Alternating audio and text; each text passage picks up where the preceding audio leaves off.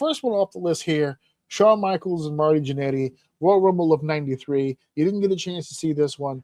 I do suggest at some point between now and next week, just take a look. It's a hot-ass match. I linked all the matches. So just take a look when you get a chance. It's dope shit. The reason why this is on this list at all is because it's not one of those matches where people go, oh, shit, I remember that. You had to be there to see it. But why it's one of my favorites is because when I was young, watching wrestling, it was always, I'm from the Northeast. I'm from New York. We lived in Connecticut. I'm a Northeast guy. WWF is what I grew up on. I didn't get a chance to see Mid-South. I didn't get a chance to see Florida. I didn't get a chance to see Memphis. Not yet. As I got older, I did. But during the time in my childhood, WWF's all I had. And WWF had King Kong Bundy, Hulk Hogan, the Ultimate Warrior, the Macho Man. That's the stuff I grew up with. And then along comes these two just uppity white kids. They can't dance for shit, but baby, they are trying. They're going out there, they're trying to get over. And they had such a fast-paced style. You just didn't see it a lot. And along with them came the British Bulldogs, the Hart Foundation. It became a golden era, no pun intended, for that era, of great tag teams and great talent.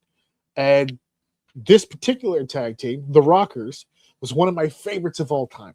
As a matter of fact, I did a tag team many episodes ago, somewhere in the early hundreds. Me and Chris Cage got on here and we did our favorite tag teams of all time. We had our list. The Rockers were very much on my list. And high. Before there was the Hardys, there was the Rockers here in the WWE. And so when they broke up, the barbershop episode, it broke my little AJ heart. I couldn't believe that dastardly Shawn Michaels. Although I did get the greatest commentary call of all time by Bobby the Brain Heenan. When they had I don't know if you remember. I don't know if you remember seeing it. I know you don't remember the call. No one does. Whenever I say it, people always laugh their ass off. Shawn Michaels and Jannetty were having friction, and they went on the barbershop show. I forgot what it was called. It was hosted by Brutus the Barber Beefcake, who, by the way, still owes me like $20. So when I see him, or if you guys check him out, let him know he owes me $20.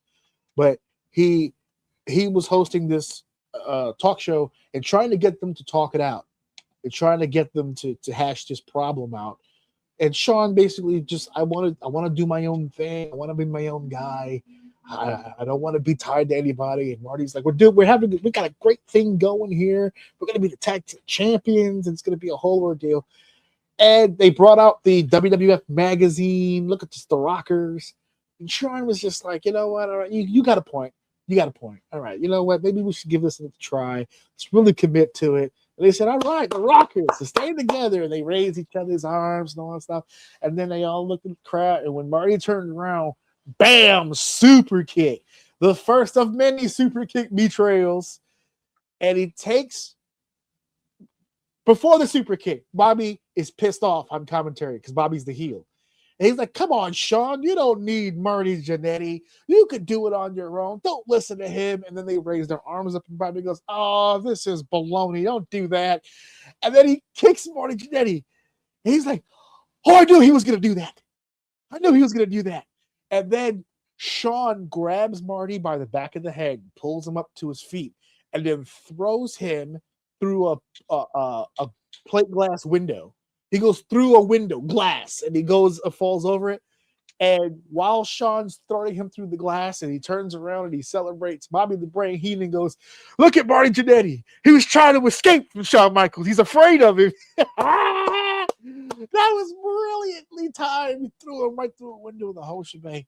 So they had a few matches after that, obviously, because Marty wants to get his revenge. And this was at the Rumble, and this is one of their better matches.